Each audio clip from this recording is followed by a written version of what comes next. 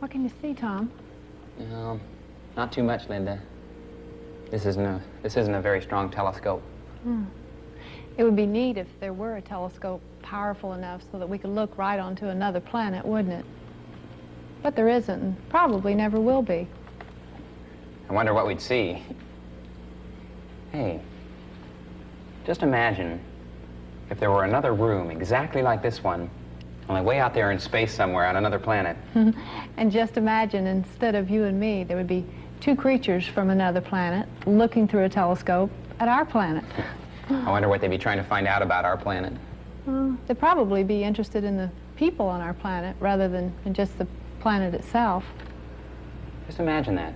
Two strange creatures on a strange planet in a room just like ours.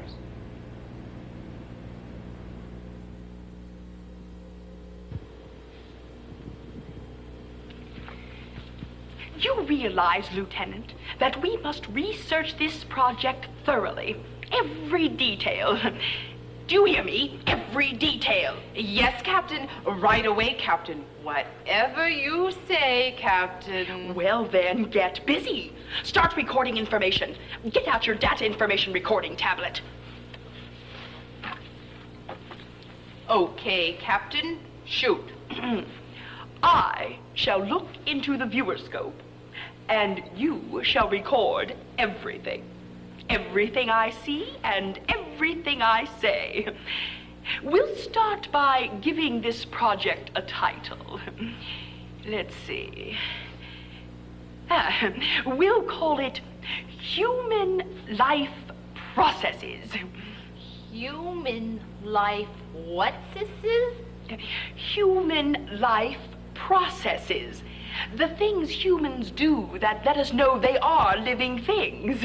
So who cares if they are living things? What did you say? Oh, nothing. Nothing at all, Captain. I was just getting down what you said.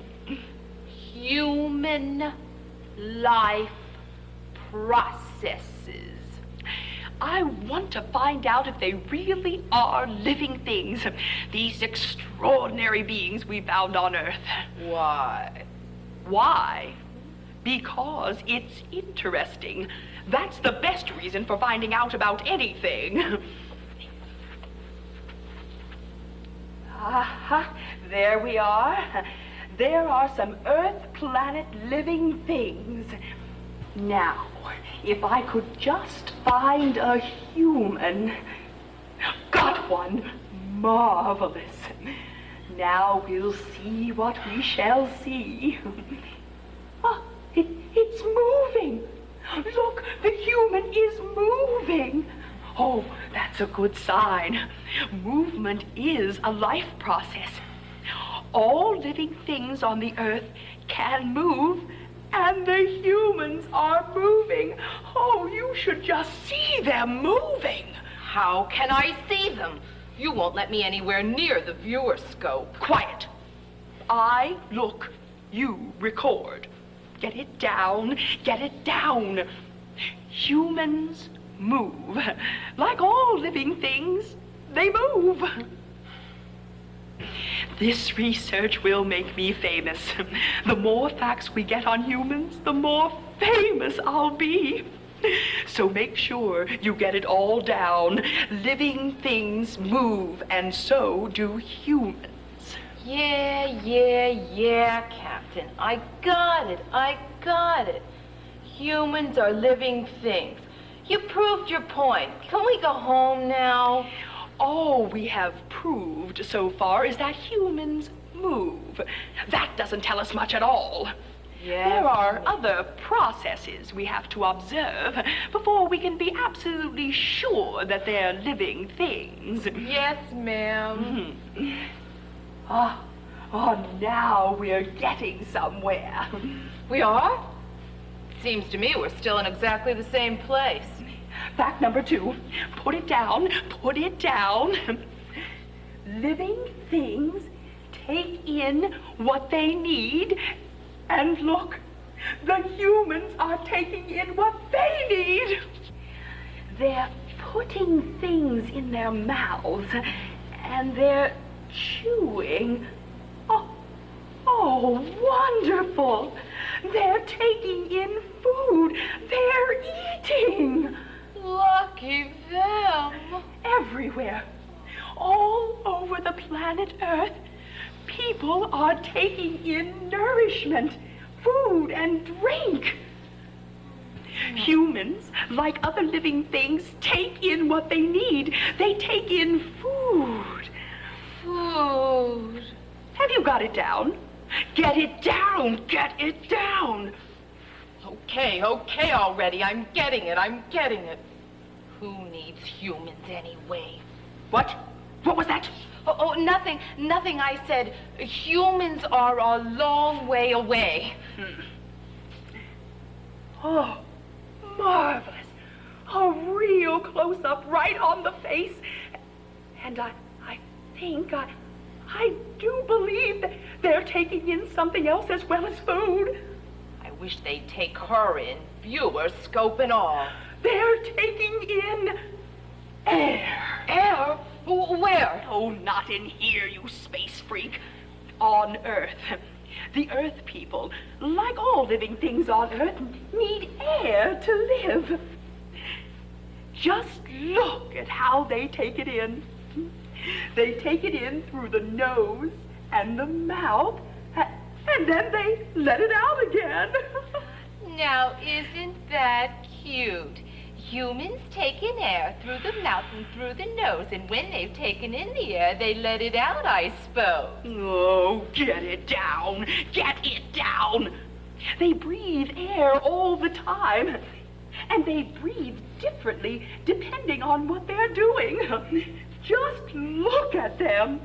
How can I look at them? You won't let me anywhere near the viewer scope. I don't even know what a human looks like. But if you say they're breathing, I guess they're breathing. That's interesting. They don't breathe so hard when they're asleep. Now, did you get that last fact? Yes.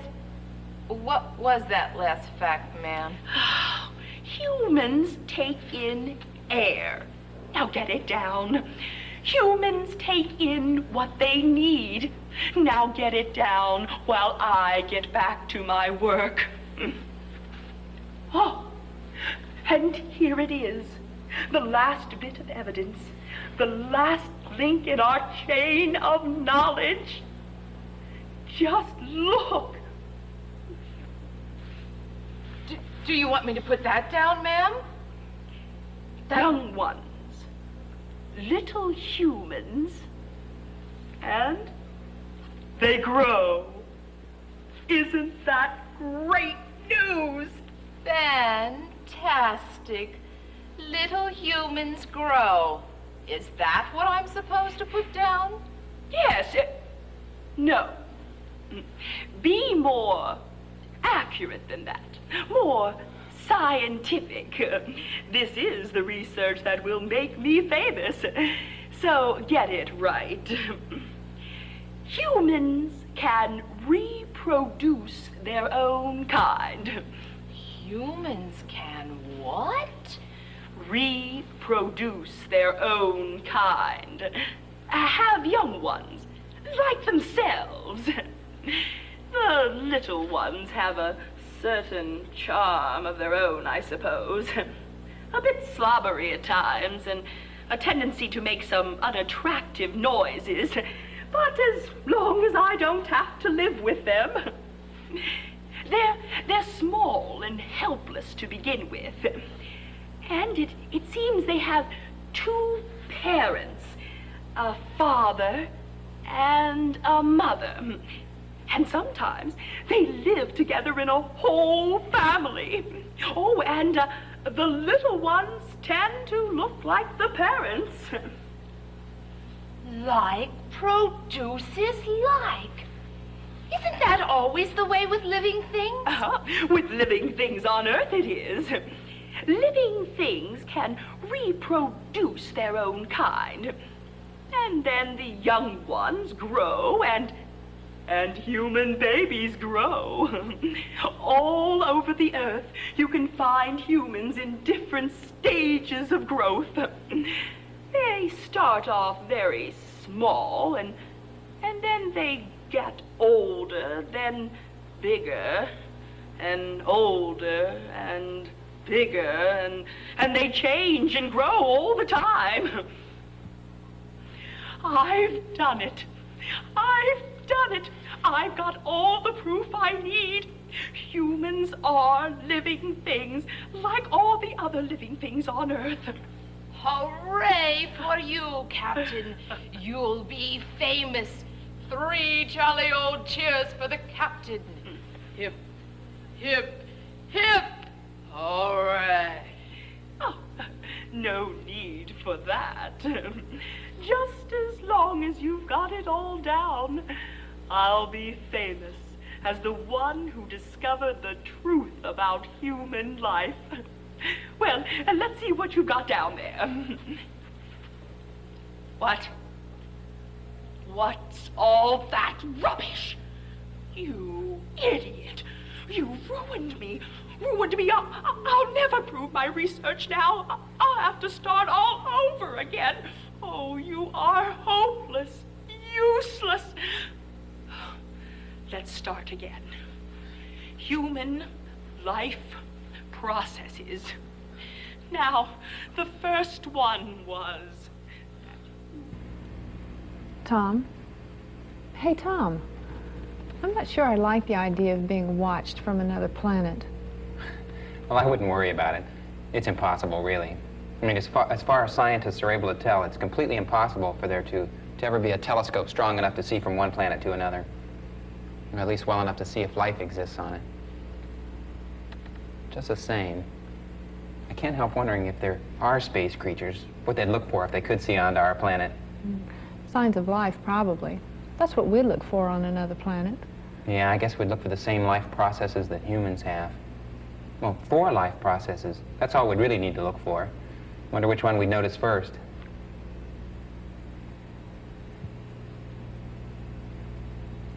I guess movement's the most obvious.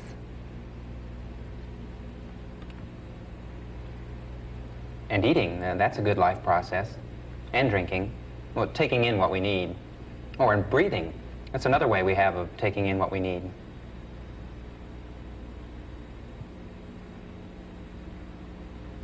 Reproduction, having young ones just like themselves. That's still another life process. And then there's growth.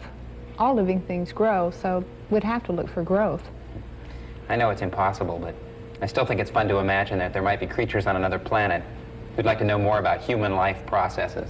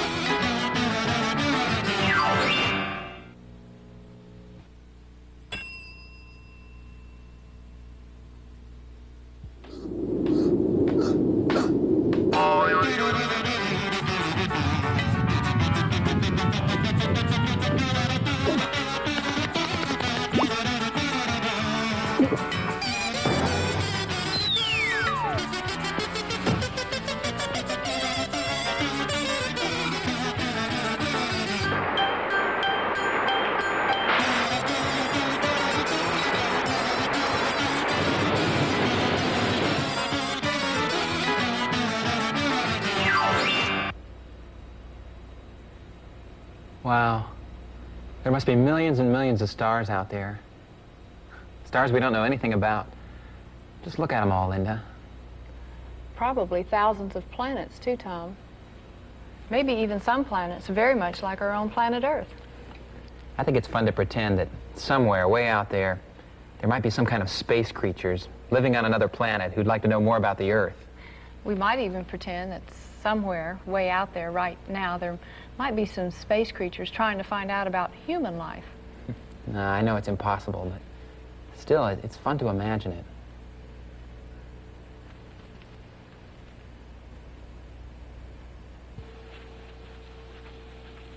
I do wish we knew more about human life on the planet Earth. Oh, if only I had a real human to study, I could make some tremendous discoveries. And then I'd be famous. I know. You must go to Earth and get me a human. Me get a human? But I don't even know what a human is. All I ever do is take notes. You're the one who looks in the viewer scope. I never once saw a human. Everybody knows what a human is. A human is a living thing. A human grows. And a human takes in certain things it needs to keep alive. That's all you need to know. So don't sit there arguing. Get down to Earth and bring me back a human. So this is Earth. Nice place to visit, but I wouldn't want to live here. Now let's see. Where am I supposed to find a human? What did that old scientific sourpuss tell me? A human grows and takes in certain things. Let's see now. Which of these is a human? Oh, let me take a closer look. I'll find something that is growing and taking in what it needs. Aha! That looks like a possible. Here it is, Captain. I've done it. Here's your human. Oh, no, that's not a human, you idiot. But it was growing. It was growing in Earth's soil. And it was taking in what it needs. See, I even put it in colored earth water. And you can see where the colored water went into it. So it's a living thing. Yes, but it's not a human living thing. That's a plant. But you told me. I know what I told you. And now I'm going to tell you something else. You are going right back to Earth again, and this time you're going to do the job properly and bring me back a real human. Humans are living things, but they're different from other living things. You mean I have to go back out there and risk life and limb with all those wild, ferocious, outer space Earth beasties? Don't be such a coward. You could become a hero for this. Who cares? Well, now let me give you some instructions so you can get it right this time. Humans move. And humans have baby humans just like themselves. So, find a human that moves and has a baby and you'll get it right. Do I have to, Captain? Yes, you have to go. Oh, I wish she wouldn't do that. I'm sure it isn't good for me. Oh, look at all those living things everywhere. Some of them are moving, and some of them aren't. And some of them have young ones, and some of them don't. Now, how am I supposed to... Aha, I see. I see just what I came for. Okay, human. Hold still so I can catch you. You're coming back with me to be part of scientific research. Okay, Captain. Absolutely no mistakes this time. This one has everything you wanted.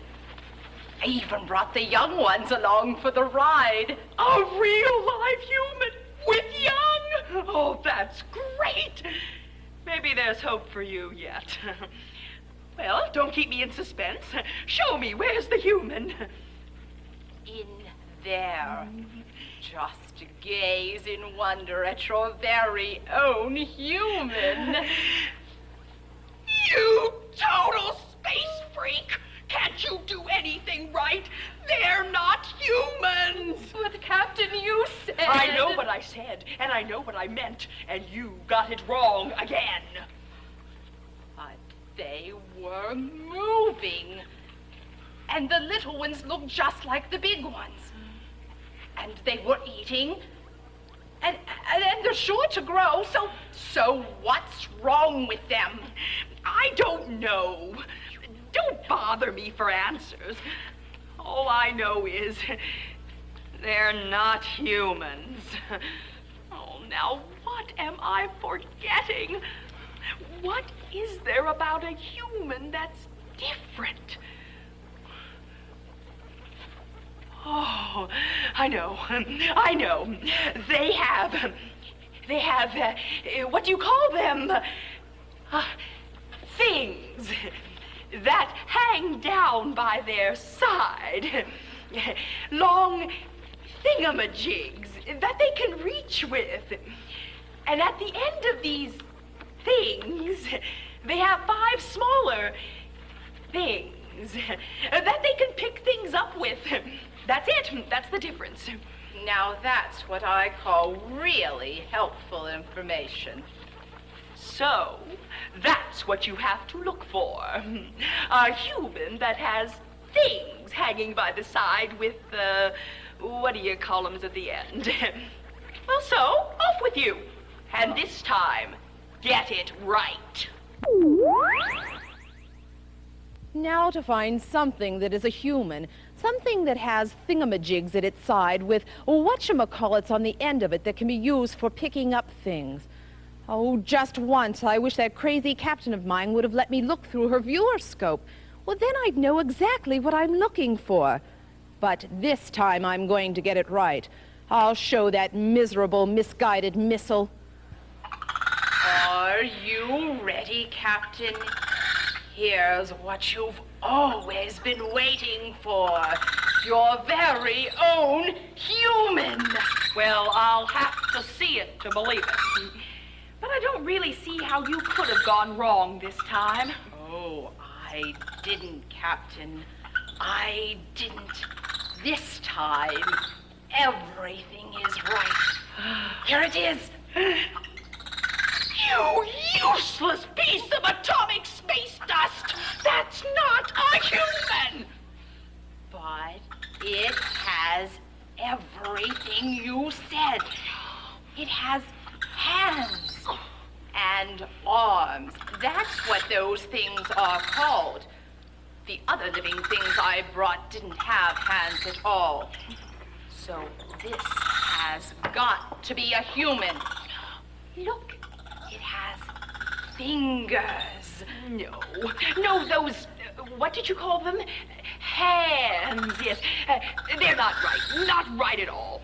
This animal can't use his hands the way a human can. Oh, if only I had a real human here, I could show you what I mean. I give up. I've done my best. And I suggest, if you are so keen on the idea of getting a human, you go down to Earth and get it yourself. Well, that's the best idea you've had for 700 years. We'll go together. Now then, just you stay close by me, and I'll show you what we're looking for. I'll teach you the difference between humans and other living things. Look, there's one already. Look, that's a human. That's a human? What's it doing? Oh, the human is thinking. Thinking? Oh, what's that? Oh, using the mind. Humans use their minds as well as their bodies. Oh, they use their minds to work out problems and to get new ideas. Oh, now I remember. That's one way humans are different, in the way they use their minds. Now what's your marvelous human doing? The human is writing down ideas, using written words. Only humans do that. No other living things on Earth can write down ideas like that. Oh, and look, here comes another human. And now they're speaking. Oh, only humans can learn things through a spoken language like that. Speech, that's one thing that makes humans very different. So humans speak and write, and that's how they pass on ideas to other humans. Is that the idea? Oh, yes, but they have many other ways of passing on their thoughts, too. Look, that human is painting a picture. Oh, look how she uses her thumb with her fingers to hold the paintbrush. I see what you mean about the human hand being different. But what are those humans doing? They're not painting. No, they're making music. That's another way humans express their ideas. They make music. Oh, and they can write down the music so that other humans can join in and play and sing with them. Oh, that is different. I see what you mean now about how humans are different from other living things. I like it. Oh, and that's not all. Because of that special thumb, humans are able to use complex tools. Oh, and they can make all sorts of things. Oh, look at all the things humans can make.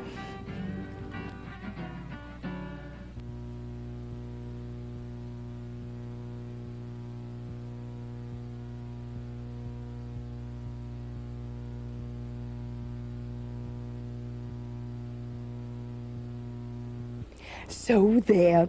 Now you know what a human is. And now you know how humans are like other living things and how they're different. Now we're going to get one. Let's catch that one. No! No. After all the carrying on you did about having your very own human, what do you mean, no? I mean, no, we're not going to catch one. Oh, I think it's better to leave them where they belong. We've seen all we want to see, and we've learned all we need to know. So, let's go home.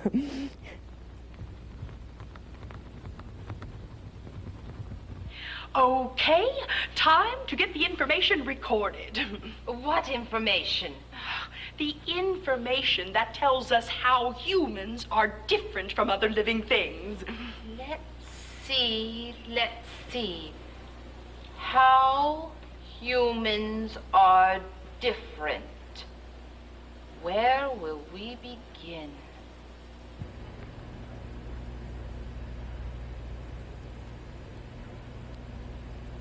Information about humans. I wonder if that's what creatures from another planet would really be interested in, if there were such things. I wonder if they'd notice that humans are like other living things in some ways and different in some ways.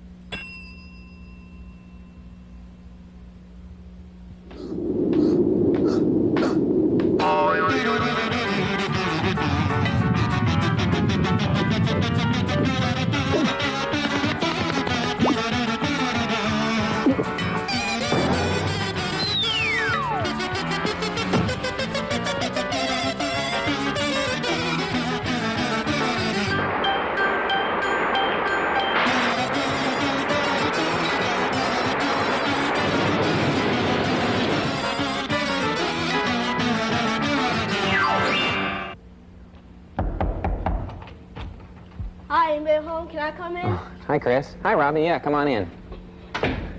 What are you guys doing? Looking for something to do. Well, what do you want to do? Anything that needs doing. Hey, what are these? Oh, just some photographs. I want to get them all put in the album. This one looks like you. I bet it's someone in your family. Yeah, that's my dad. Only look, he's got white hair, and I don't. I have a mustache, too, and he doesn't. So we're not really the same. Even though we do look a little bit alike. You know, everybody in the world's a little different from everybody else. I like to look for the differences. You ought to be a detective. Yeah, I think it'd be kind of neat to be a detective. Help people solve their problems. I think I'd have my own office, and I'd call it the Detective Den. Whenever I went into it, you know, I'd be in charge of everything, and people would come to me whenever they wanted anything solved. You know, we could pretend the patio was the detective den, and you guys could be the guys with the problem. Okay.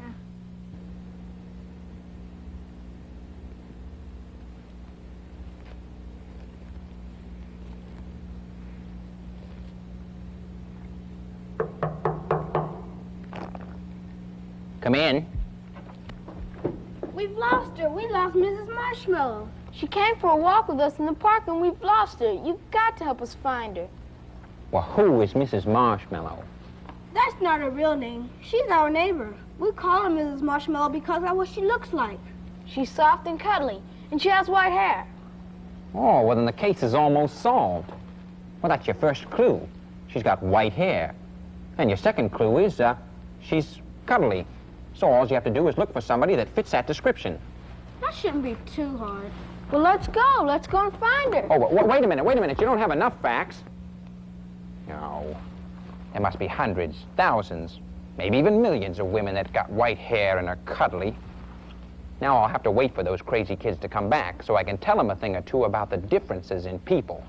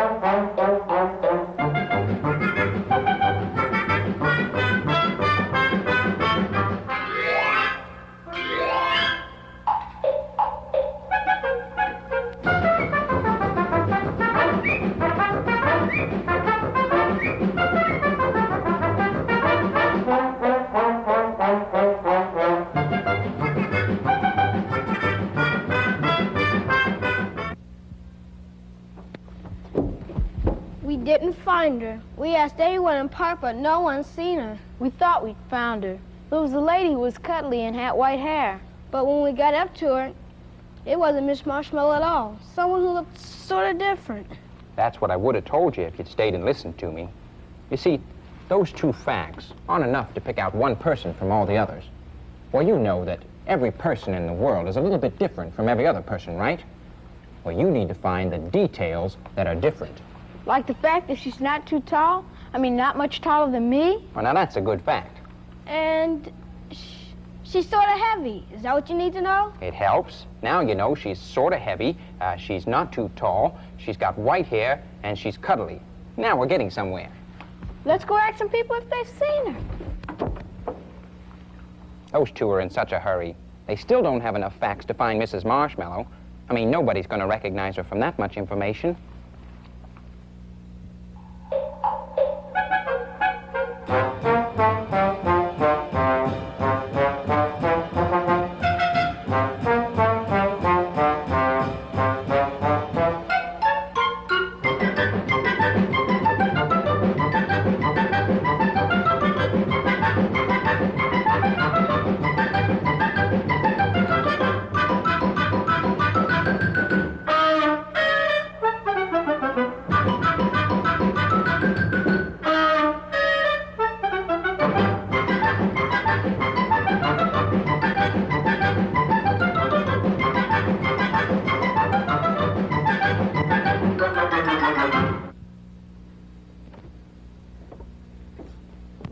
You're not much of a detective.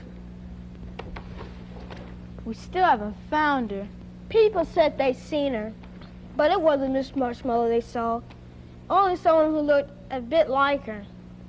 Well, you got to tell people more about what makes Mrs. Marshmallow different from everybody else.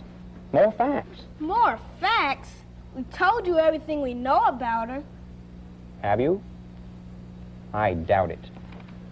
Think again. Everybody in this world is different from everybody else. So what else is there about Mrs. Marshmallow that makes her her? I know, she's got blue eyes. Useful fact. And she has a dimple on her chin, and it shows when she smiles. That's better. And her hair is short and curly. Much better. Now we're getting some facts. There probably aren't nearly so many people in the world that look exactly like that. Now we might start to get somewhere.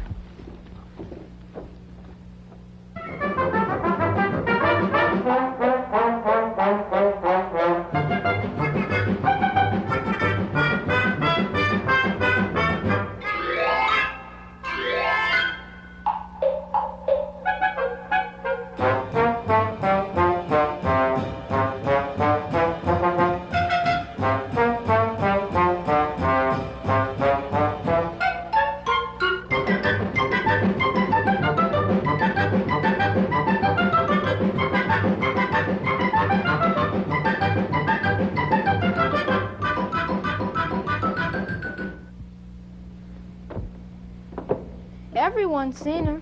They all say she was down by the ice cream cart.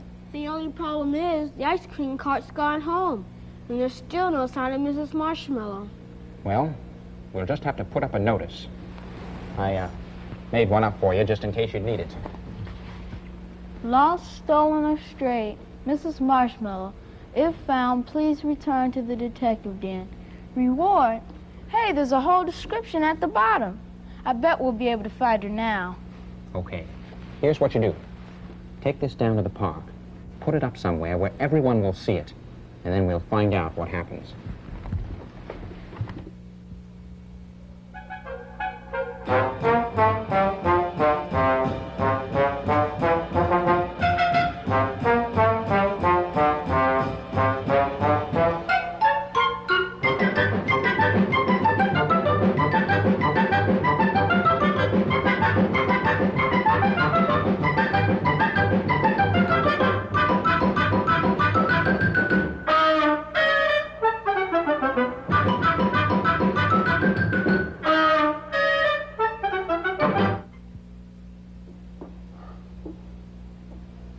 Relax, kid, relax.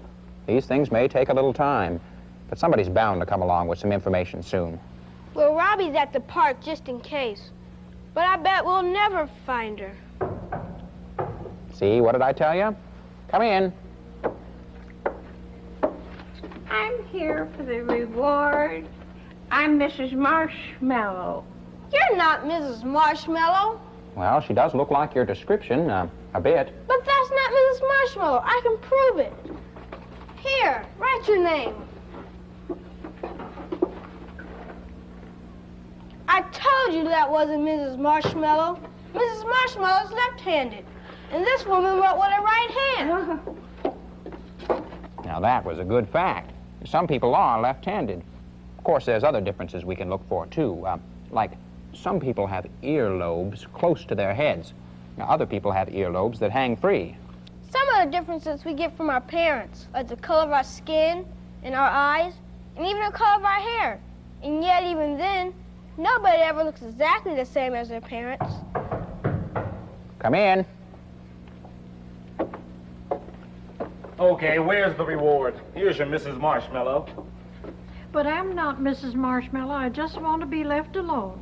She does look an awful lot like the description. I'll soon prove that she's Mrs. Marshmallow.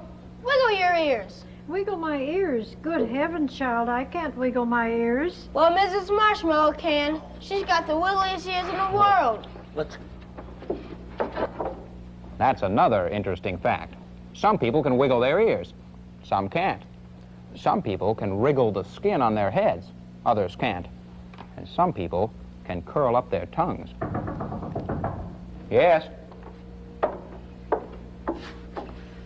Are you by any chance looking for a little lady that's real cuddly, and has short white hair, and blue eyes, and has a dimple in her chin, and loves ice cream. Mrs. Marshmallow, where have you been? Oh, I've been locked in the ice cream truck. I went in to look at all the different kinds of ice cream, and I got locked in. But when the ice cream man let me out, I saw your notice. Here I am. Yes, I guess she really does fit the description. There's no one in the world who looks quite like that. But there are a lot of people in the world that love ice cream. And I brought some for all of us as a reward. And here's Robbie coming. You bet he wouldn't miss out on the ice cream.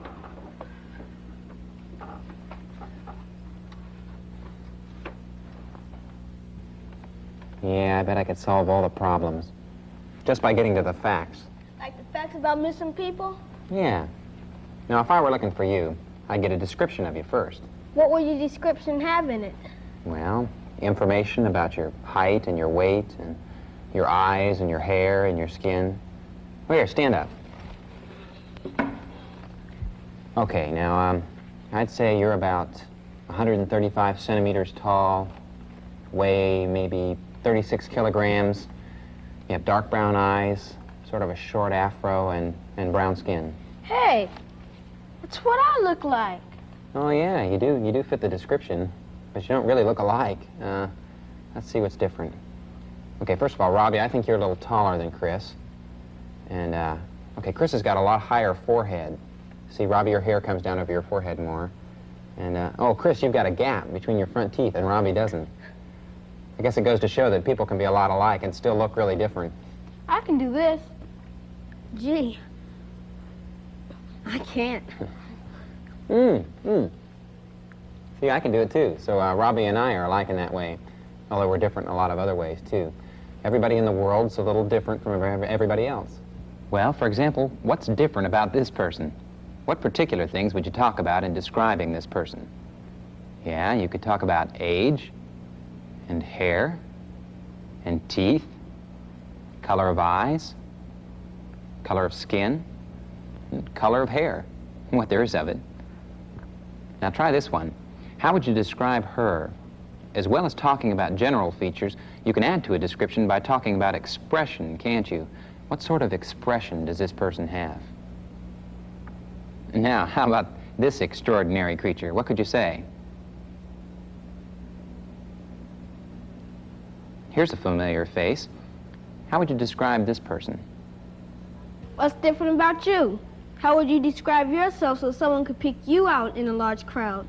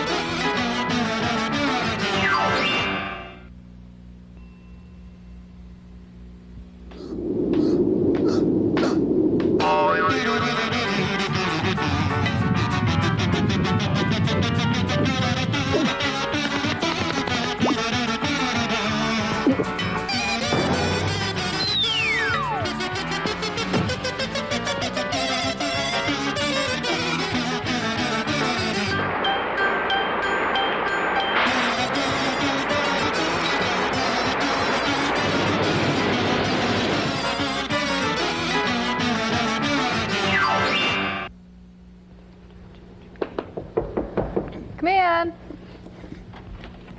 Hi, Linda. Hi, Oh, Tom. hi, Annis. Come Hi. in. Oh, I'm glad you could come over today. Boy, do we need to rehearse. I figured we need to try out these costumes, too. Oh, this is Marcia. She's agreed to help us out. Hi. I don't know that I'm much of an actor, but I'll try. I don't even really know what this is all about. Oh, we're doing a variety show on Friday. It's to raise money for a charity. Yeah, we're doing this thing about the systems of the body. The systems of the body? Yeah, you know, the body has several different systems in it, like the digestive system. Oh, that's a system that breaks up the food we eat so the body can use it. Right, and the respiratory system? For taking oxygen from the air we breathe. Uh-huh, and the circulatory system? Oh, that's the one that deals with moving blood in the body, right? Right, and then there's other systems too. Oh, there's the nervous system. Now that's a biggie. It's through the nervous system that we're aware of everything outside us. So. Hey, let's see how these costumes work. Okay. One of the best parts about acting in a play is the costumes. What do we have to do? Well, take some of these pieces and pin them on, depending on what system you are. Well, how do we know who has which piece? I mean, they're all muddled up in the box together. Oh, well, I think if we just take out one piece at a time, we should be able to work out who needs what. Before we do that, I'd like to know who's playing which part. Oh, okay. I'm the nervous system. That lets us use our senses. And, yeah, I think this is one of my pieces. It's supposed to look like a brain, see? Now, my opening lines go like this. I am the nervous system. I handle all messages, and most of the body's movements, whether they're big or small. The brain is my center of action. Okay, hold it just a minute, Tom. Now we know that you're the nervous system. Let's go on to the other parts. I'm the respiratory system, the one that takes oxygen from the air for the body to use. And this is the part of what I'm supposed to wear. I guess the nose is a pretty important part of breathing. How does that line of mine go? My main work is done in the lungs here, but my job really starts up there, on the face where the nose and the mouth are, to bring in supplies of fresh air. So that leaves the blood circulatory system and the food or digestive system. Which one am I? Well, I'm the digestive system, which deals with breaking down the foods we eat so the body can use them. I guess this big mouth is for me. I like my opening lines. All types of people love eating. Eating is wonderful fun. But the mouth is just the beginning. After that, there's work to be done. So that makes me the blood circulatory system. Well, which out of all these bits and pieces is my costume? How about this? Oh, what is it? I think it's a lung. Is a lung part of my system? Well, blood does travel to the lungs, but I wouldn't say it's one of the major parts of the blood transport system. Hey, that's the piece I need. Lungs are a very important part of the respiratory system. This goes right here. There should be another one of these in there somewhere. Everyone should have 2 lungs. There should be another piece in there that's sort of sac-shaped. That's what lungs are, sacs that hold the air as we breathe in. Hey, has anybody seen a long spinal cord? I need it for that line of mine that says, down the back is the long spinal cord. Is this what you mean? Oh, yeah. Here. I guess it's meant to be a spinal cord. Thanks. I need the spinal cord because it helps to pass on information to and from the brain where all knowledge is stored. Good. How's your costume coming, Linda? Oh, you've got your nose, and I see you've got a mouth now, too. That's another place where air goes in and out of the body, right?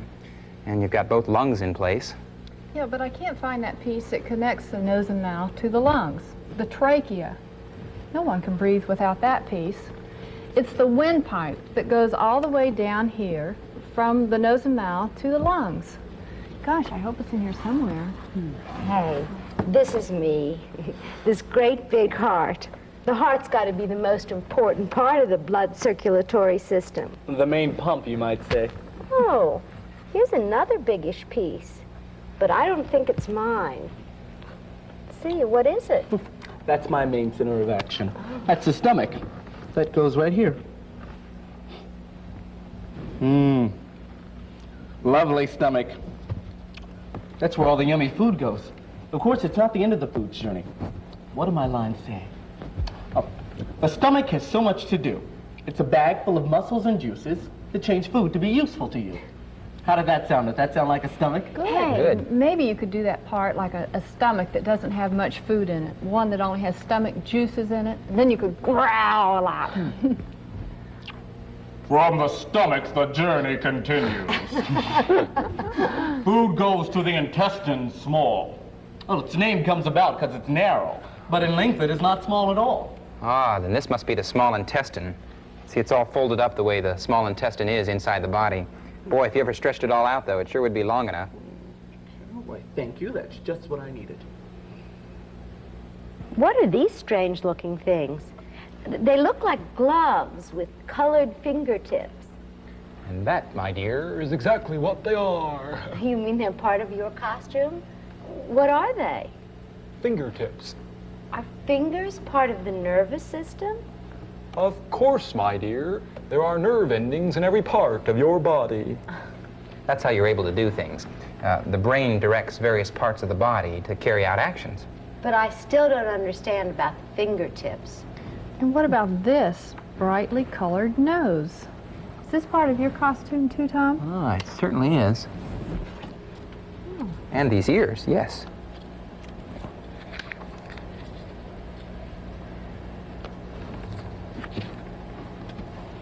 So I guess these eyes are yours too.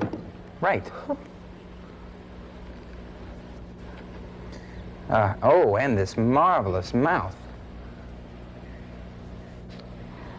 Eyes, ears, nose, mouth, fingertips. I get it, the 5 senses. Sight, sound, smell, taste, touch. Exactly. It's the brain that receives messages from the 5 senses. And as we all know, it's the 5 senses that help us know so much about the world. I think my costume's complete now. Let's just review the situation. I am the nervous system, and my main parts are brain, spinal cord, and nerve endings, which deal with sight, sound, smell, taste, and touch. Nervous system, ready to go. And I'm all here except for one piece. I'm missing an esophagus. A what? Esophagus. Isn't that a neat sounding word? All it means is food tube. The bit that goes from the mouth, where the food is taken in, to the stomach. Hey, is this it? Looks a bit like my windpipe. It sure does. But we don't want to get those two mixed up. If you get food in the windpipe, it isn't funny. It makes you cough and choke. It's not at all nice.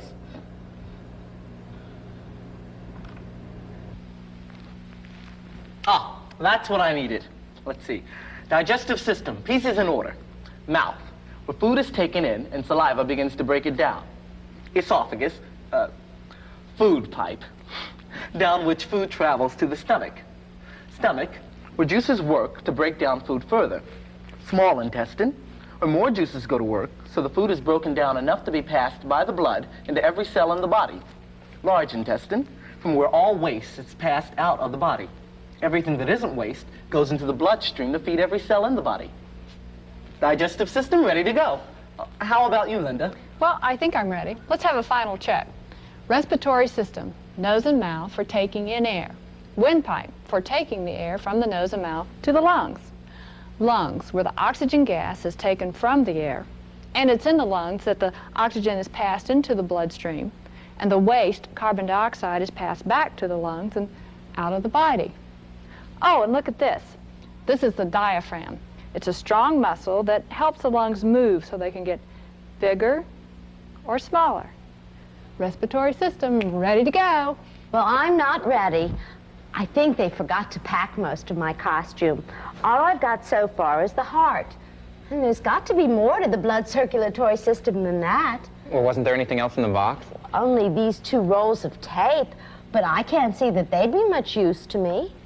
Well, let's see. What else does the blood circulatory system have to it? Some way of getting blood from the heart to every cell in the body and back again. Okay, that must be what the tape's for, to make blood vessels. Oh, you mean I have to stick on the arteries and veins and capillaries myself? I think that's the general idea. Here, I'll help you. We'll use the red tape for the arteries and the blue for the veins. The arteries are big vessels that carry blood from the heart. So I can put this strip like this. And then it travels down the arm like this. The veins carry blood back to the heart. The veins and arteries run side by side. So I can put this blue strip right beside the other one. While we're finishing the blood circulatory system, why don't you two go check the stage? Okay, that's a good idea.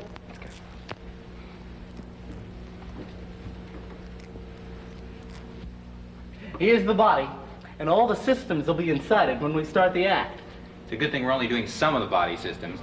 I mean, if we tried to do them all, we'd never fit them in the box. Okay, I'm ready. At least my costume is.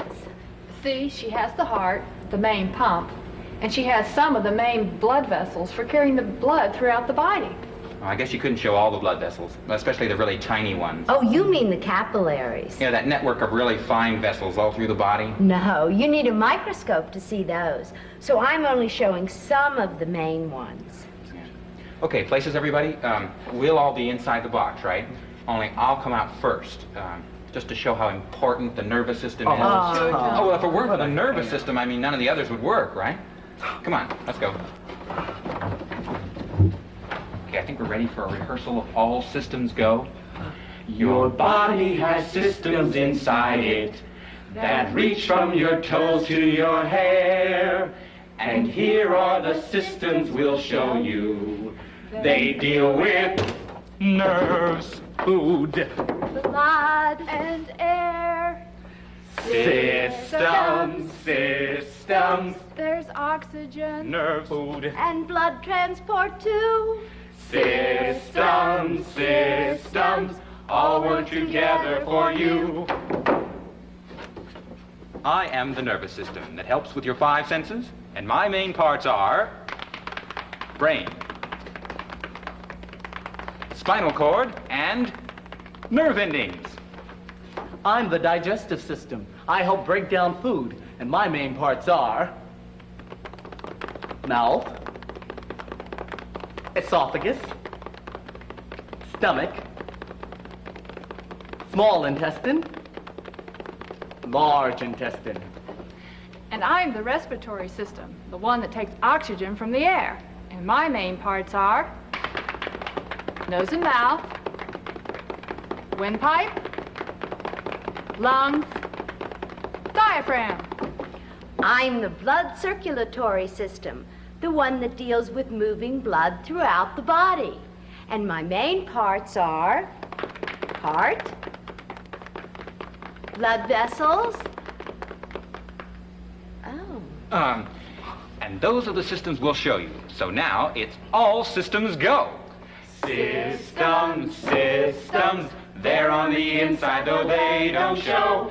Systems, be sure that it's all systems go.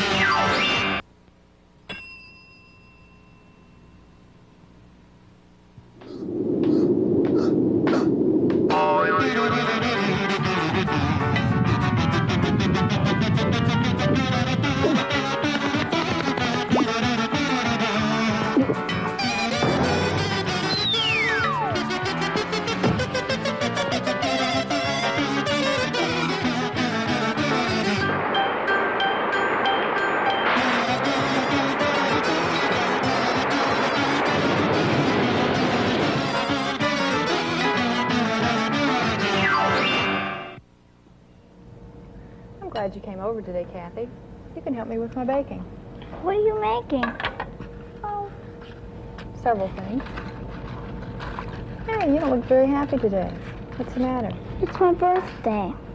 Yes, I know, but why should that make you so unhappy? I don't like birthdays. Why? Here, would you stir that, please? I don't know. I always do the same thing on my birthday, and I'm just getting older all the time. Soon I'm going to be 400. Oh, you poor old thing, you. You're missing the best part of birthdays, Kathy. Birthdays don't just mean you're getting older. They mean you're changing also. Every year you're different than what you were the year before. I am? How come? Would you like to scrape this? Well, because that's how people are. We grow and change all the time. You know what we need? A spirit of birthdays. I imagine if there were such a thing as a spirit of birthdays that could take you to see different birthdays at different ages, you'd feel a whole lot better about birthdays. Okay, let's pretend there is such a spirit. It would be tall and spooky, and it would have a special gadget that could whisk us through the time super quickly. Yes, I can just imagine what that would be like. So, you've grown tired of birthdays already, have you? It wasn't always like that, was it? I guess not. I liked him once. You know, maybe there was even a time when you had no idea at all what was going on at a birthday. Do you remember what it was like to be 1 year old? Oh, well then, maybe we should go to see a baby's birthday. Magic power, if you're able, take us to a 1-year-old's birthday table. 1 year old today, 1 whole year of life. Still babies, but each having his very own birthday. But they're hardly old enough to know what's going on. True. On his first birthday, a baby doesn't know or do very much.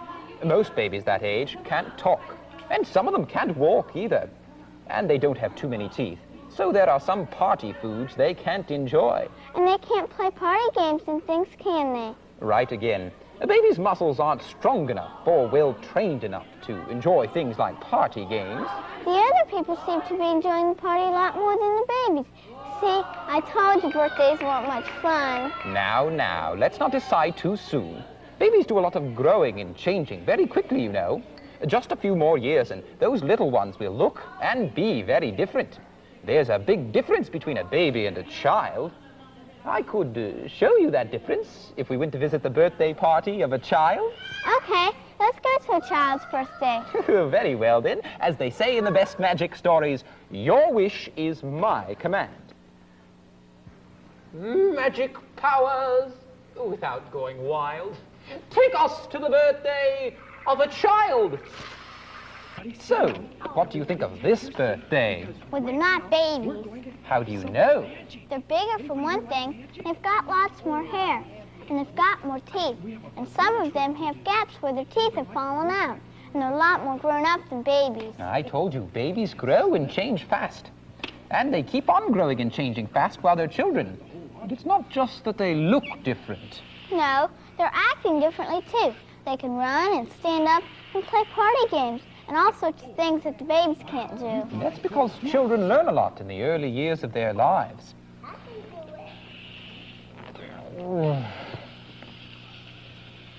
As they grow, they learn how to use their bodies, how to control their muscles, and make their arms and legs do the things they want them to do. Whoops! Well, of course, there are still occasional accidents because their young muscles aren't completely developed and coordinated. And I guess they're still not as strong as they'd like to be. But they're still much stronger than babies. There are lots of differences between a baby and a child. Babies grow and develop very quickly, and so do children. And all that growing makes them change a lot. But there are still some things that children can't do. Look at that magician. He's not a child. That's right. What he's doing takes years of training. A child hasn't had that many years. Let's watch the show for a while. It looks good. It looks like a magic wand. It's a dust. Oh, that's a... Oh, well, here, how about that magic wand? Wave the magic wand. Oh, boy. I hope it worked, because if it doesn't, you know what's going to happen. Yes. Let's see how good his magic really was. Here we go. Oh. Oh, so far, so good. You think it was good enough that we can put 2 of them in there? Let's try it. Oh. We did it! Can you see the knives up in there? Oh, now comes the... Oh, this is the hard part. Can you wave the magic wand backwards? The magic wand. Well, oh, he says it's not a magic wand. Well, we'll take... Does that look anything... Oh, hold it, you've got the wrong end. Can you wave it backwards over the balloon? Oh, because see, now what we want to do is to get the knives out without breaking the balloon.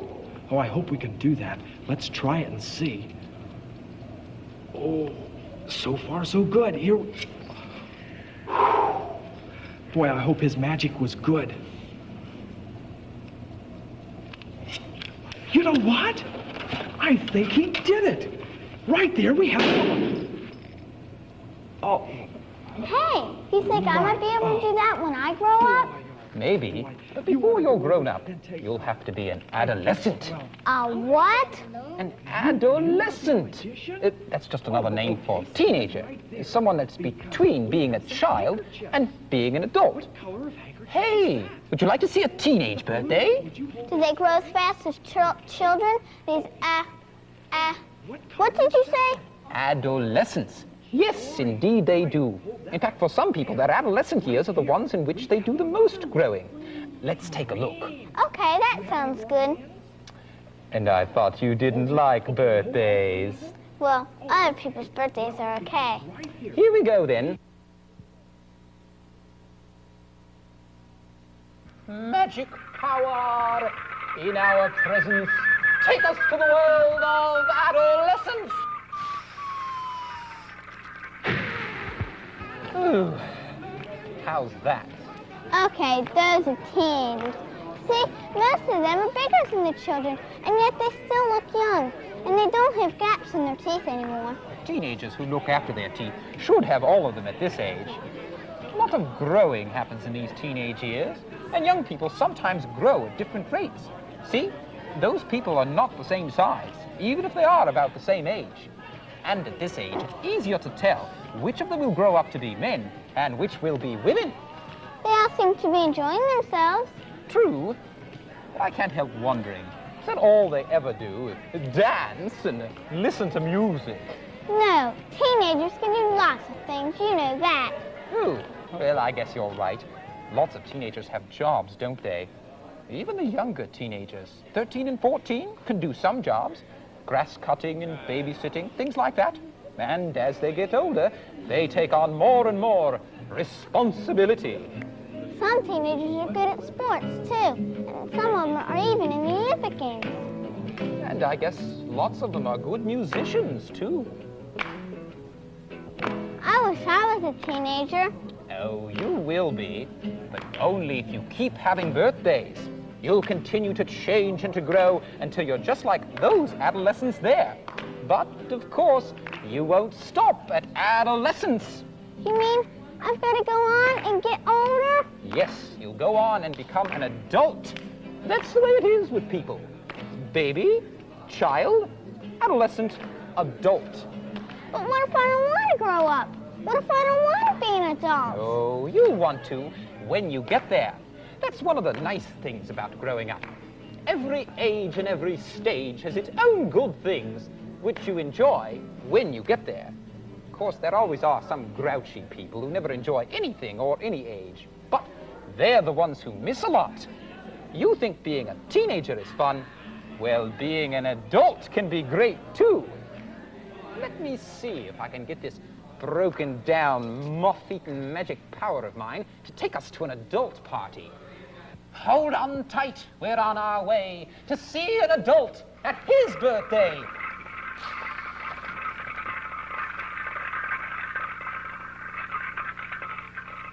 Here we are in the world of adults.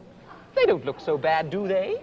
They seem to be enjoying themselves. Sure, life can be pretty nice when you're an adult. Lots of friends around to share things with. They look happy enough. But look at their faces. Some of them are wrinkled. Lined? Sure. There's nothing wrong with that. Face lines are very interesting. Just look at a face with lines on it. Look carefully now. You can learn a lot about people by the lines on their faces. Yeah, some people get terrible frown lines if they're angry a lot, and others get happy laugh lines around their eyes, and it makes them look sort of friendly. So, what sort of lines are you going to have when you're an adult? I don't know. I never thought about it. Well, now's the time to think about it. It takes a long time for those lines to form, and they start when you're a child. So perhaps you'd better start thinking about whether you're going to be a happy or a crotchety adult. They don't look as active as some of the teenagers. They seem just to be standing around, sort of doing nothing. True. On the whole, adults aren't as active as teenagers. Adults aren't growing anymore, so they don't feel the need for so much exercise. But in fact, they do need exercise. Adults should remember that. And they should remember the importance of a balanced diet. Even if they aren't as hungry as teenagers, as often as teenagers, they should always remember the importance of the right foods for good health. Why do some adults have gray hair? Oh, that's just a part of growing older. The face changes and the hair changes to match it. Gray or white hair is sort of soft, so it suits older skin. Adults don't do as much as young people, do they? I mean, they don't play lots of games and things. Some adults do a great deal more than you think. The trouble is, some people think that when you get older, you have to slow down and get weak. But take a look at this. These people are all over 60, and they're still very active, working with children who need special care, helping people who are in the hospital, making meals for shut-ins, even looking after pets for people. They have fun, too, with parties and trips to places all over the country. Some of them even receive prizes for the work they do in their communities. See what I mean? Adults can be active even when they're older. Of course, most adults do slow down a bit, and maybe have to wear glasses and things, but life is still fun if you look after yourself. So, now you've seen it all. Baby, child, adolescent, adult. Which one do you want to be? I think, I just want to be me. What will my next birthday be like? I want you to show me that. Oh dear, oh dear, oh dear. There's only one way to find out what you'll be like on your next birthday, and that's to wait until it happens. But that seems such a long way away. I can hardly wait for it. I'm really looking forward to my next birthday, and I think I'm going to start enjoying this one right now. You are? Well, that's good news. Everyone should enjoy their birthday. Hey, close your eyes. Don't peek. Okay. Happy birthday, Kathy.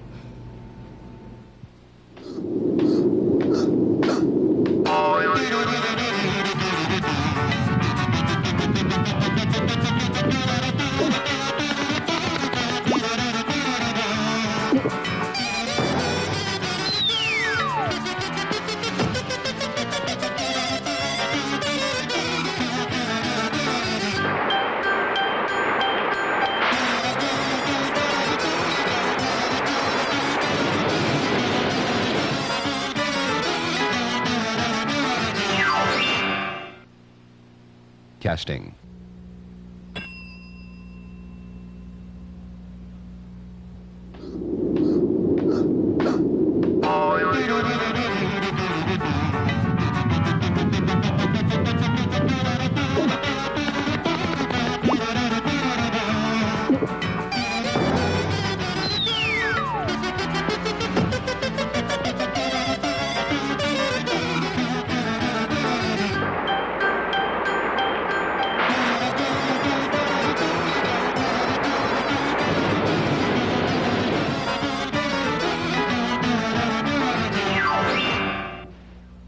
Do you think this one will recover, Tom?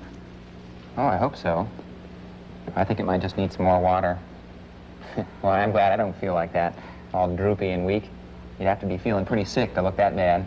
It's probably not as sick as it looks, but it would help if plants could tell us what's wrong with them. It'd make it a lot easier to keep them healthy. Yeah, at least people can speak for themselves when they're not feeling well. Personally, I'm all for being healthy all the time. I mean, being healthy makes you feel great. Now, old Gramps here, that was my great-grandfather, you know. He was a great believer in good health, too. He always used to say, if you've got your health, you've got everything. But good health isn't something you can always have just because you want it. Even if you do take good care of yourself, things can go wrong sometimes. True, but you might as well help yourself as much as you can. You know, Gramps had a word for keeping healthy, creft. Creft? What does that mean? That's just what Gramps always used to say. He said, if you look after creft, you're doing a lot to help yourself. But what does it mean? Well, creft. C-R-E-F-T. You see, each letter stands for one important thing you can do to take care of yourself. And just look what a healthy old guy Gramps was. Well, here he is at the end of a typical day. And that's how he took care of that first letter of the word creft, the letter C. See if you can work out what the word creft means.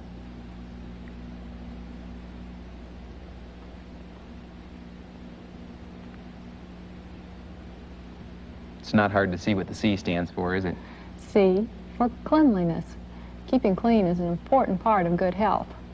And drying thoroughly after bathing. I see Gramps is careful about drying behind his ears.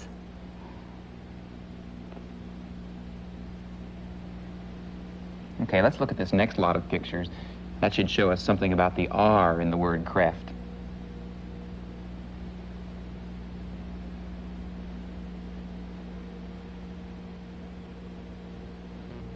It's easy to see what R stands for. R is for rest. Gramps always insisted on a full 8 hours of sleep every night. He said, a man can't be at his best if he doesn't get his rest. Not everyone needs a full 8 hours of sleep at night. Some people get along quite nicely with less. And then, of course, there are some people, especially young people, who need more than that. It's pretty much an individual thing, but the important thing is to get enough rest. And when Gramps was well rested, he was ready for the start of a new day. And for that E in the word creft, look at these next pictures. It's easy to see what the E is for.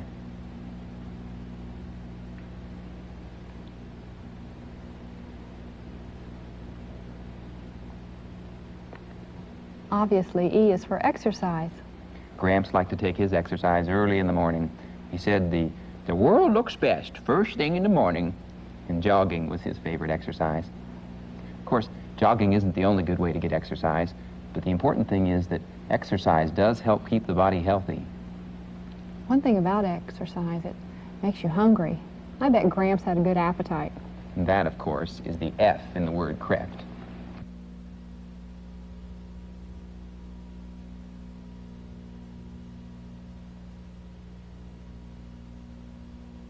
Food.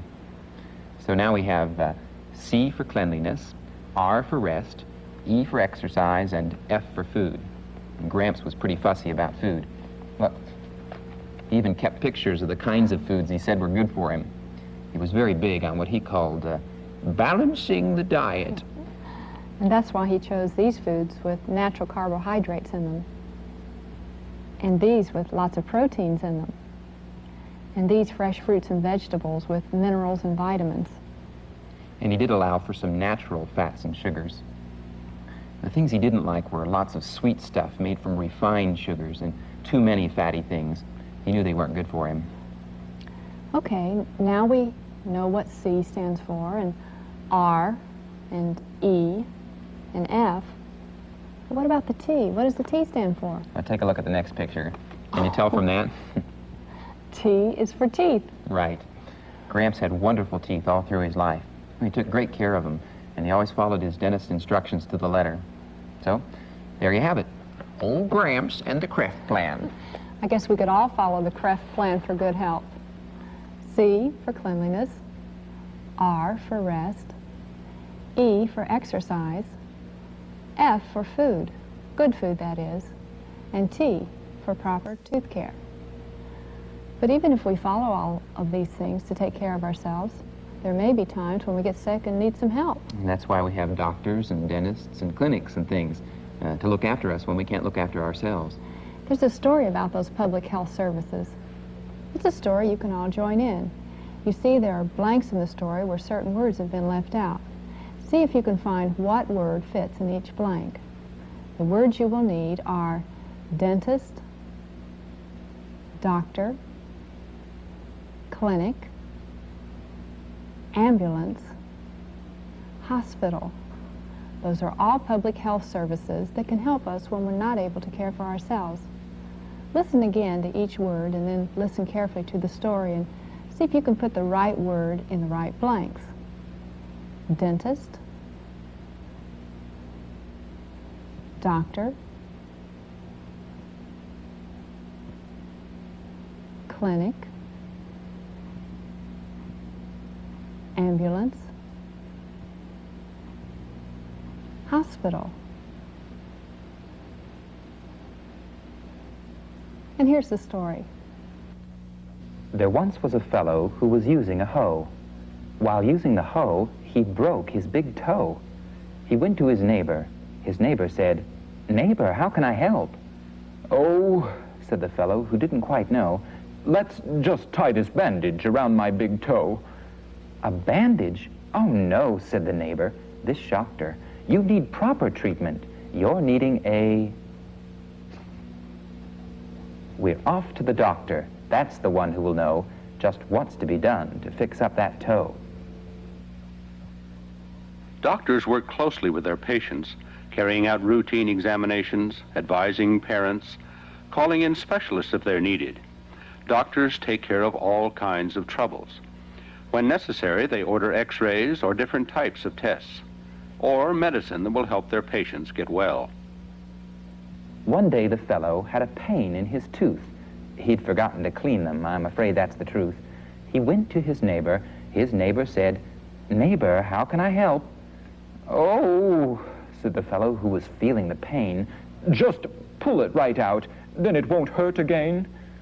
"No, don't pull it out," said the neighbor. "I insist. What you need is help from a skillful..." Dentists are people who know what to do to keep your teeth healthy and working for you. The dentist is the person who helps you take care of your teeth. The dentist may order x-rays of your teeth from time to time to be sure that your teeth are healthy. X-rays let him see what is happening inside the teeth and under the gums. The dentist knows that keeping clean is part of staying healthy. The dentist also knows that a relaxed patient is easier to treat. So while he is washing his hands, this dentist chats with his patient and tells him what he's going to do.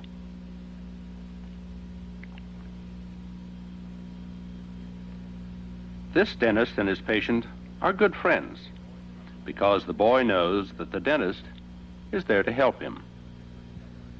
This dentist is showing a young patient that there's nothing to be afraid of at the dentist's office. He lets the little girl watch while her older sister has her teeth examined. As he works, he explains what he is doing. Everyone should remember that the dentist is a friend, a good friend who helps us look after our teeth. Then one day the fellow was wanting to know how to get special help for a small friend, and so he went to his neighbor. His neighbor said, "Neighbor, I know what to do. There are centers to help special cases, and so one of those centers is where you should go. For those who need help but are not really sick, the right place to go might be a..." There are clinics to help with all sorts of cases. Clinics can be the most helpful of places. Clinics help people with special problems, such as difficulties with reading and difficulties with speech. Some clinics help with muscle training. Specially trained therapists work with patients doing special exercises. And some clinics help people who've had accidents so they can learn to walk again. Then one day the neighbor was out in the yard, and she saw the old fellow just breathing so hard. She went to her neighbor. The neighbor said, "Neighbor, I really feel bad." There, said the neighbor, "let's not take a chance. I'll call right away for the local paramedics on board. Will give you some aid, so you'll soon feel much better. Now don't be afraid. Now just you relax. Have no worry at all. They'll take you right off to a good..."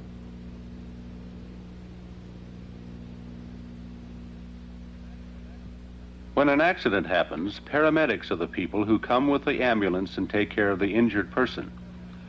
Paramedics are not doctors, but they are specially trained in first aid, so they know how to take care of an injured person before he goes to the hospital. This boy has a badly broken leg, and the paramedics have special bandages and splints to pack the leg so it will be protected as they take the boy to the hospital in the ambulance. The paramedics also strap the boy's foot into place, pulling it down and holding it in a strong brace so the broken bone will not slip. To be perfectly sure the injured limb is protected, the paramedics have a special inflatable bag that makes a cushion of air around the broken leg. They zip the bag up tight and then blow into the bag to fill it with air.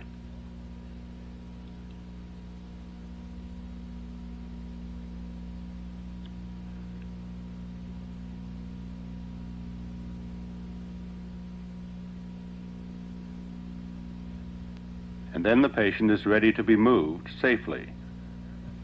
The paramedics put the patient onto a stretcher and carry him to the ambulance, which will take him to the hospital. From the moment you walk through the door of a hospital, there are people busy doing things to help you. Hospitals provide care for people who are sick. Hospitals have special services to help accident victims. Hospital nurses help their patients in all sorts of ways. Hospitals help when you cannot help yourself. And now the old fellow is well and can tell about ways to get help when you're not feeling well. There are doctors and dentists and hospitals too, and ambulance workers to take care of you, and clinics and places that have special ways to help you keep healthy through all of your days. Well, I'm glad the old fellow was all right. Fortunately, his neighbor knew how to help. I think it's a good idea for everybody to know who to call if help is needed. You know, I like to keep special telephone numbers like the doctor and the dentist and the ambulance, and the fire department pasted right on the side of the telephone just in case. But as long as we're feeling healthy, let's try and stay that way. Well, I think by now I'm pretty much aware of the things I need to do to try to stay healthy. How about you? What do you think you can do to try to stay in good health?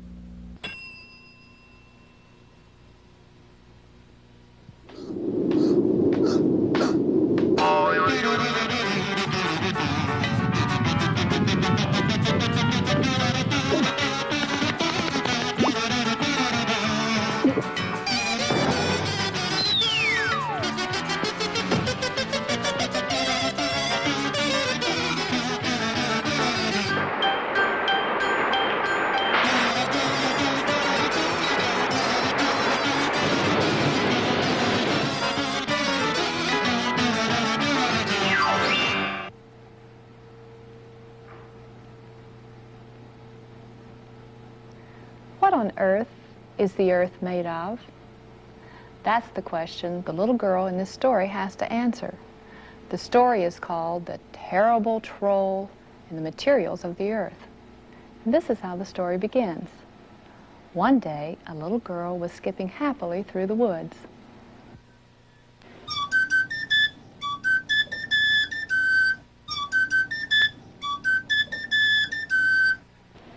Abracadabra, kazamba, kazabe, you must be forever my slave, and do whatever I tell you to do for 100 years, or maybe 2. There's only one way you'll ever get free, and that will be if you can tell me what materials you would need to make the earth. Then you'll be freed. That's impossible. How could I ever tell you all the materials the earth is made of? Well, if you can't tell me, then you'll just have to be my slave. Oh, I've always wanted a slave of my very own. I'll give you 3 days to come up with the list. 3 days, that's all. That's impossible. How could I ever tell him all the materials needed to make up the earth? How would I even know what those things are? Oh, I wouldn't be so miserable if I were you. That's really not such an impossible task. Well, that's very well for you to say. You don't have to be the troll's slave. It'll take me forever to find out what all the earth's materials are. Well then, don't. Don't? You mean I should just stand here and not even try to save myself? You mean I should agree to be a slave forever? Oh, no, no, no, no. I mean, don't find out all the things that make up the earth. But that's what the troll said I had to do. No, he didn't. All he said was to tell him what materials he would need to make the earth. That's the same thing. No, it isn't. Materials means, well, not the things themselves, but what they're made of. Here, I'll give you a clue. Take a look at that rock. Go on, feel it. Think about it. Well, it's hard. It's a solid. What was that last word you said? A solid. A solid is something that keeps its own shape, and solids are... Solids! That's what the Earth is made of! Like the rock and the ice in my bucket. Oh, wait till I tell that terrible troll. The Earth is made of solids. Tell the troll? Tell the troll? Oh, if he's coming back, I'm going. Goodbye. Thank you. So, your first day is over. I bet you don't know the answer to the question. I bet you can't tell me what materials would be needed to make the Earth. I can too. You need solids. Solids? What do you mean by solids? I wonder what the little girl did mean. Obviously, rocks are solids. Rocks are made of a mixture of minerals. But some rocks have bigger pieces of mineral in them, like these pieces of galena in this dollar stone. Or the fine seams of gold in this rock. So I guess the solids the Earth is made of are rocks and minerals. Look at this. It's a geode. It looks solid right through. But look inside. Earth rocks come in many different types. So I wonder if that's the solids the little girl was talking about. Let's find out. Solids? What do you mean by solids? Solids like soil and rocks and minerals, things like that. And that ice in that bucket. They're all solids, and they are all materials that make up our Earth. Oh, bother! You tricked me. Now I won't have you as my slave for 100 years. You aren't fair. Hey, wait a minute. Let me see that bucket. This ice may be solid now, but how about now? I've melted it. Now it's not a solid anymore. And hey, what about the water in that river over there? That's not a solid either. Not all Earth materials are solids, so you're not so smart. Now you've only got 2 more days to come up with that list of Earth materials properly. And you'll never be able to do it, and I'll have you for my slave.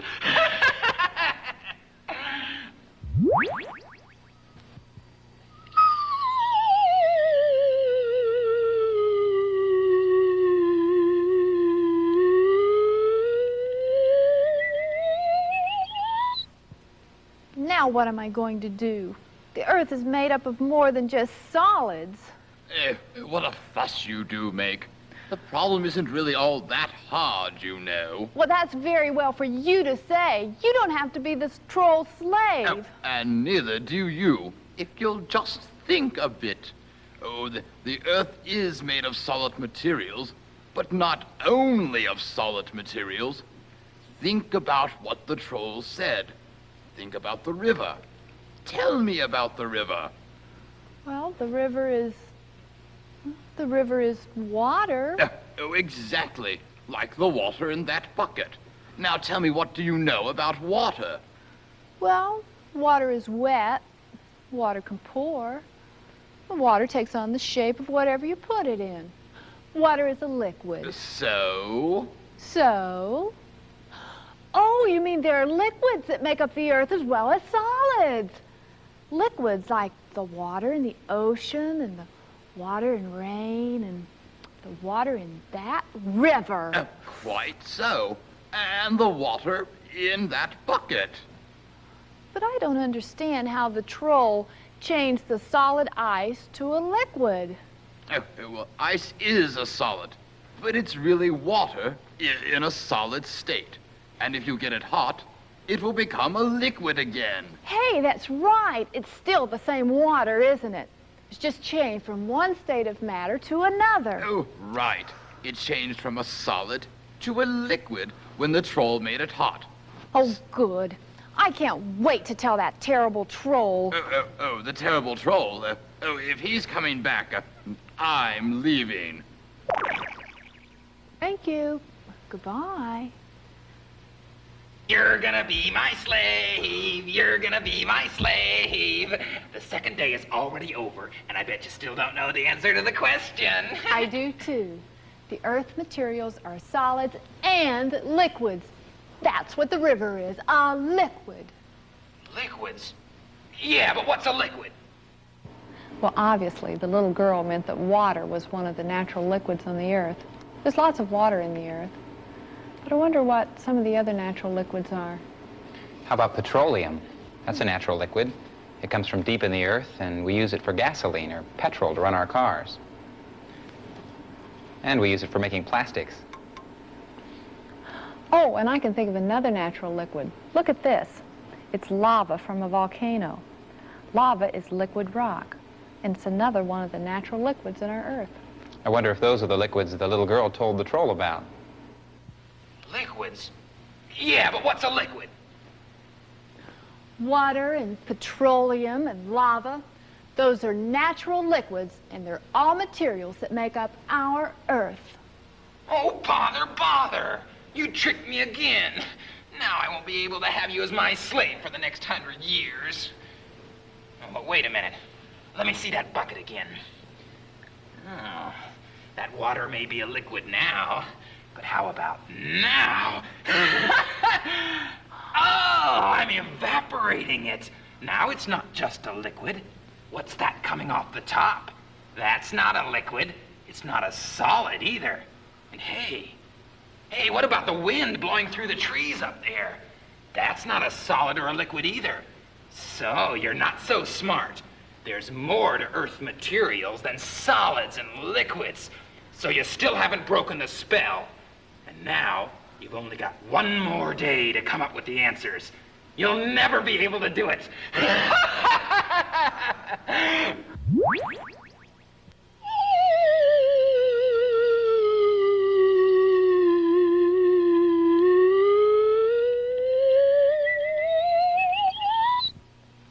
One more day.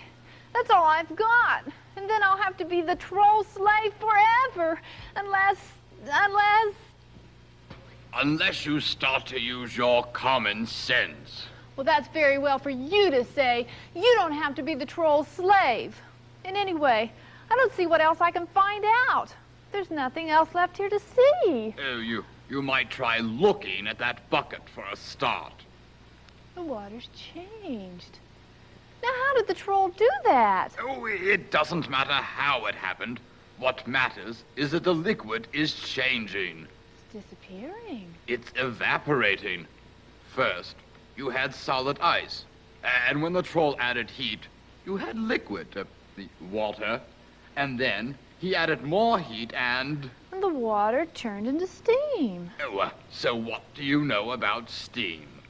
Well, it's a gaseous substance. Gases are around us everywhere, even if you can't see them. And gases expand to fill up a space. And steam has gas in it. So?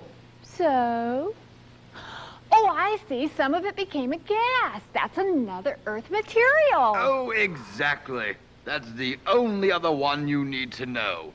The earth materials are solids, liquids, gases.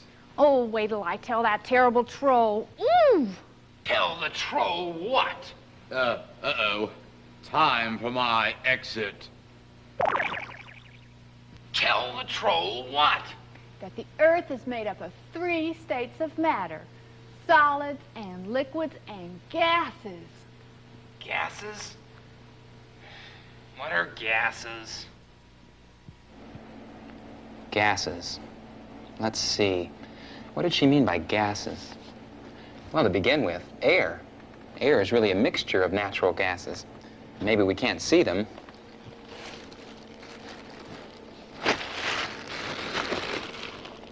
But they're there. Oh, and what about the natural gas that comes from deep in the earth? The gas we use for cooking and heating our homes. That's right. So I guess the girl knew what she was saying when she said the Earth was made of gases as well as solids and liquids. Let's see if that's all she needed to know. Gases? What are gases? Gases, like natural gases that come from deep inside our Earth. And gases that are around us all the time in the air. That's what I mean by gases. So now, I don't have to be your slave, because I answered your silly old questions. The Earth is made up of solids, liquids, and gases. They're the Earth's materials. Oh, bother, bother, bother. You got all the answers. You're no fun. I'm gonna go find somebody else to be my slave. Where did that dopey dragon go?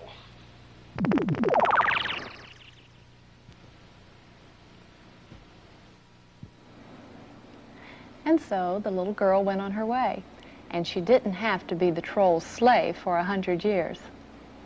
And now, if anyone should ask you what materials the Earth is made of, what would you say?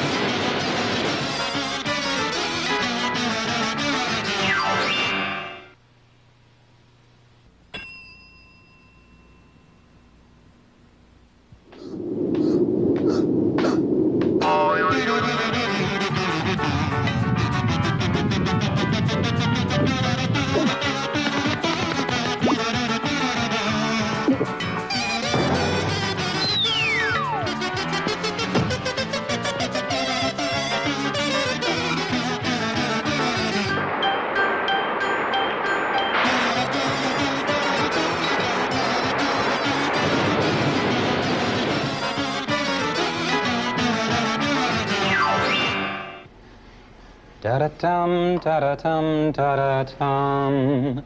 From the mountains to the plateaus to Prairies, the ocean. What? Prairies. The line goes from the mountains to the prairies. What's the difference? I mean, a prairie is a grassland, and so is a plateau. Well, maybe a plateau is flat, and a prairie is more rolling, but they're sort of similar. Well, I guess a prairie and a plateau are more alike than a mountain and a plateau. Maybe I need to read that Pete and Barney story again. The one where they went on the magic carpet to see all sorts of different landforms. I don't think I remember that one. What's the one where they accidentally found out about the differences in the Earth's surface? Islands and mountains and canyons, things like that. Maybe you've heard tell of this particular adventure of those wild and wicked pirates of old, Barney and Pete. Seems that once these two daring adventurers had been sleeping all night on the sand of a warm, friendly island they visited. It was a peaceful, beautiful night, but when they awoke in the morning, they were in for a terrible surprise. Pete grabbed Barney by the shoulder. "Barney," he said, "our ship's gone." Barney sat up and rubbed his eyes. Pete was right. Their ship had disappeared. "What's that?" said Pete suddenly, pointing to the sand in front of him. "It's a carpet," said Barney. "And it's got writing all around it," said Pete, looking closely at the border of the carpet. He read some of the words aloud. "This is a magic carpet, so use it, please, with care. Just tell it where you want to go. It will take you anywhere." "A magic carpet," chanted Pete. "That's what we need to help us find our ship." Barney wasn't too sure, but as there wasn't any other way of getting around, he climbed onto the carpet with Pete. "Look what it says here," said Pete, reading one of the verses. "Here's a place that's always high, higher than what's round about. There may be a view from way up there. Why don't you try it out?" "A view, that's what we want," said Pete, "so we can see our ship. Let's go." Barney was about to say something, but he didn't have a chance.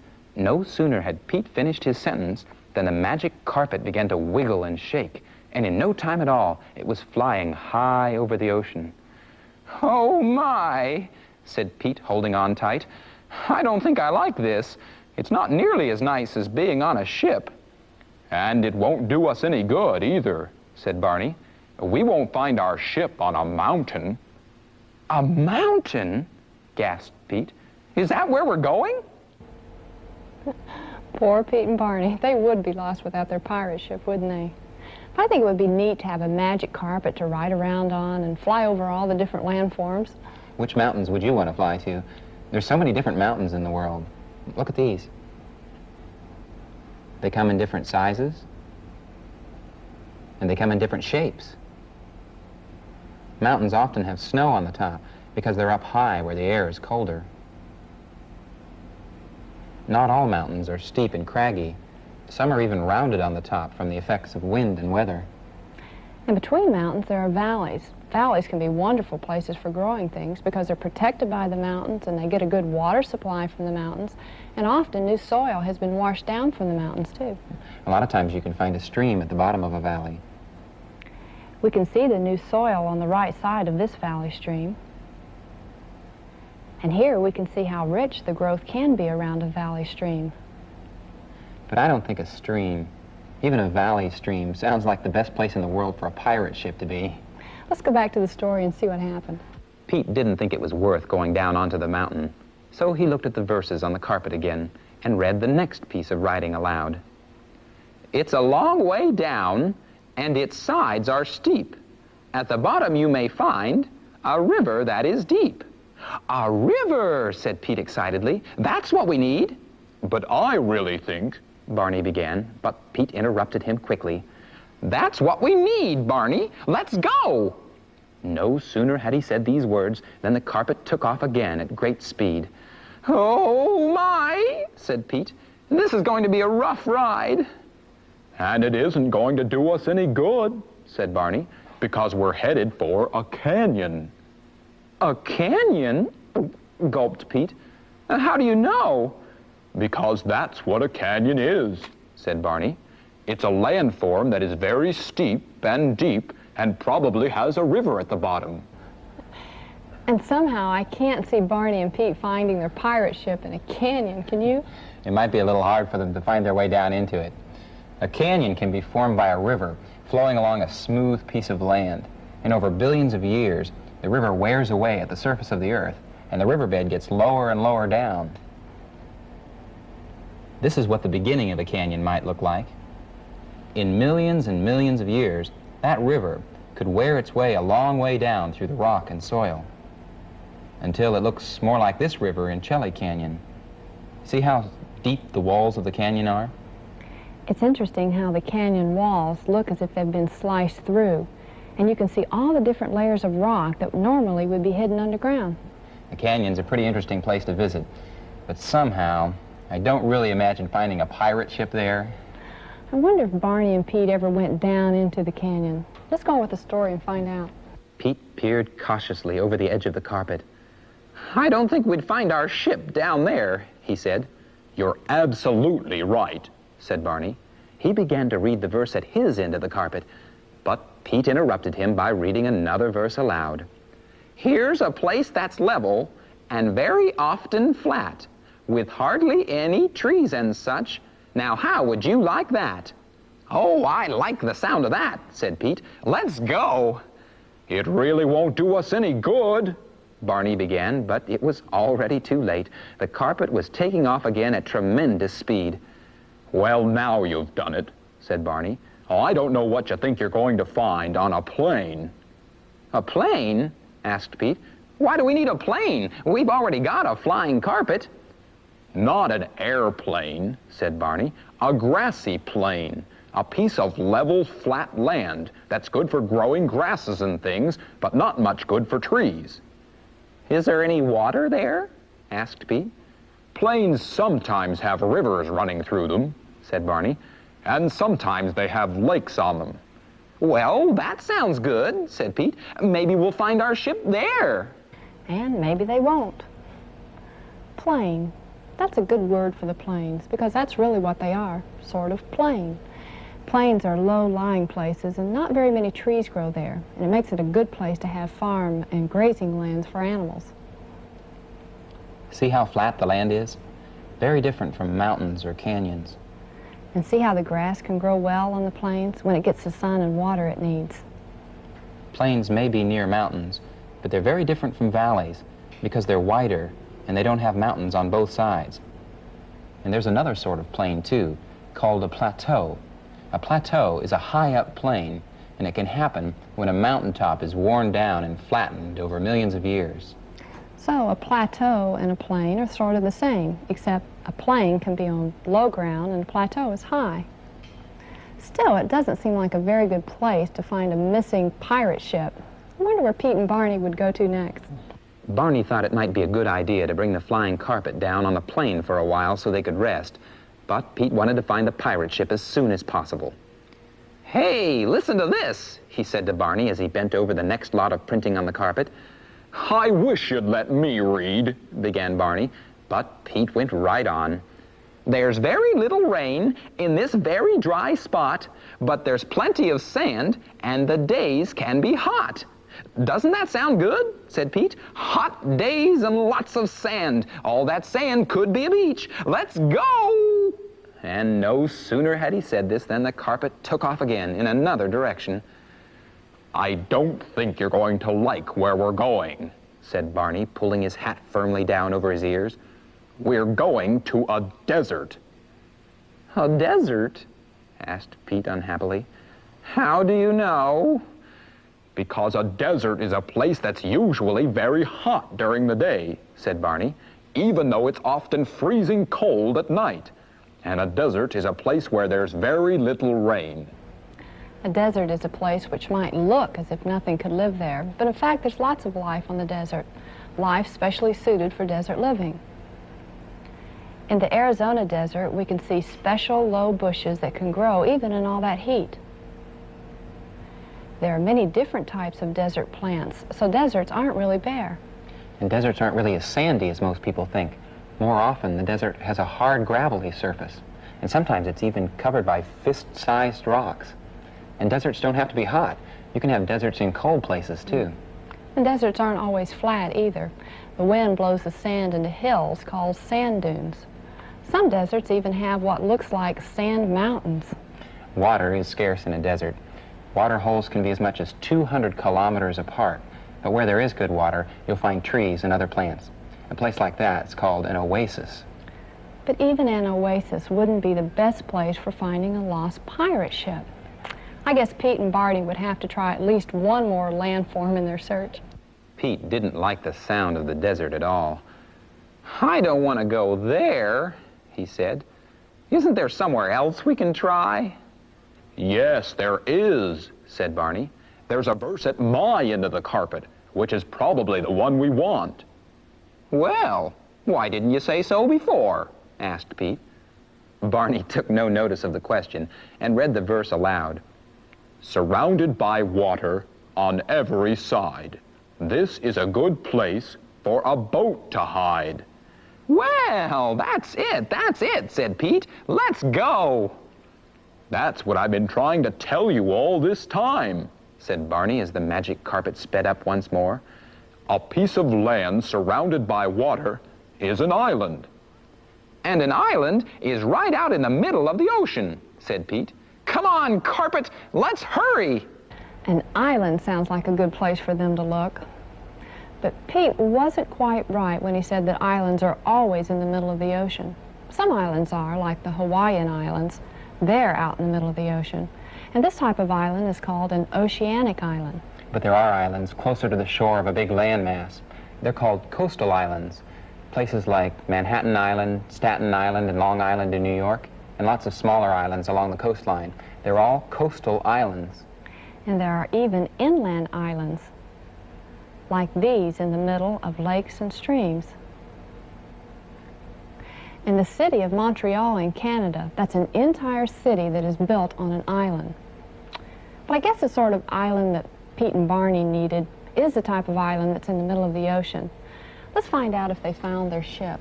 It took the carpet no time at all to fly directly to the island. "Look," said Pete as the island came into view. "That's the island we started on. And look," he added, leaning dangerously over the side of the carpet. There's our ship, way around on the other side of the island. Well, we certainly had to go the long way around to find it, said Barney. Yes, said Pete as the carpet touched down on the sand. We went to mountains and valleys, plains and plateaus, canyons and deserts, all those different landforms, and the only one we really needed was an island. Well, I'm glad they finally got their ship back, even though it did take them a long time to find it. Well, story time's over. Back to the dusting. From the mountains to the prairies, to the oceans white with foam.